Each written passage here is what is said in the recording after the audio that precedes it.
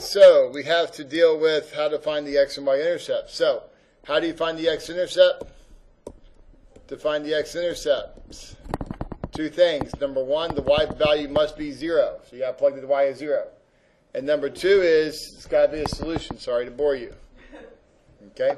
So, to find the x-intercept, plug in y is 0. So 4x minus 5 times 0 equals 20. 4x equals 20. Divide by 4, divide by 4. X is equal to 5. All right? Now, to find the y-intercept. What's wrong? He's giving me the disappointing look even though I got it right. Ah. He's that guy. He's that guy. X equals 0. Number 2, it's a solution. So always remember that. To find the y-intercept, you got to plug in x is 0. 4 times 0 minus 5y equals 20. Okay. Once you plug in x is 0, it's got to be a solution. So negative 5y equals 20. Divide by negative 5. Divide by negative 5, and you'll get y equals negative 4. Okay. So your two intercepts, x equals 5, y equals negative 4. That's your first one. Hopefully everybody got to that. Now, same thing here. To find the x-intercept, you plug in y is 0. So 8 times 0 equals 6x minus 48. 0 equals 6x minus 48. Add 48, add 48. 48 is equal to 6x. Divide by 6, divide by 6, and x is equal to 8. Okay. And to find the y-intercepts, plug in x is 0 and solve. Find the y-intercept. 8y equals 6 times 0 minus 48. 8y equals negative 48. Divide by 8, divide by 8, and y is negative 6.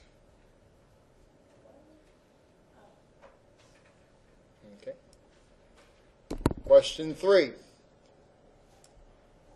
The y-intercept, in this case will be pretty easy to find, hopefully. You plug in x is 0, 2/3 times 0 minus 12. There's nothing to solve, really. You just put down y equals negative 12, and you got your y-intercept. Okay? The x-intercept is actually a little harder to get. Because to find the x-intercept, you got to plug in y is 0. 0 equals 2/3 x minus 12. Add 12, add 12. Well, let me rephrase that.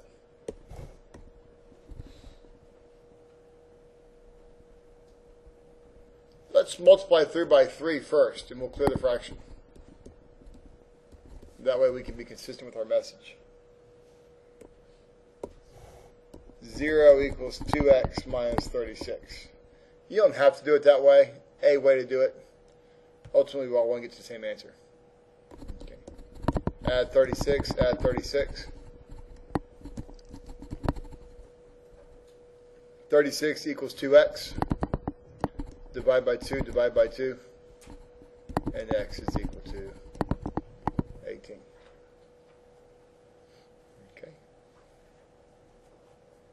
Any questions on that? Yeah. Well, let's find out.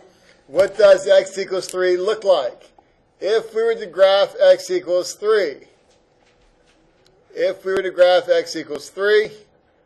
it would look like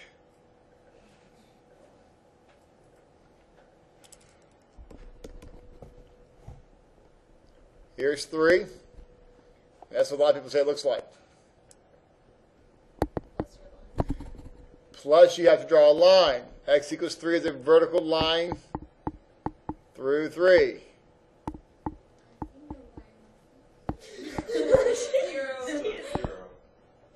So is it 0 or is it none?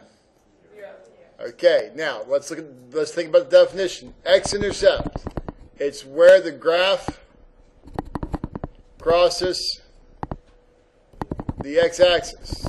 So where does it cross the x-axis? Right there. The y-intercept. It's where the graph crosses the y-axis. Here's the y-axis. Where does the graph cross the y-axis? It does not cross the y-axis. So in this case, the x-intercept is 3 and the y-intercept is none. It will be called a Katie from now on.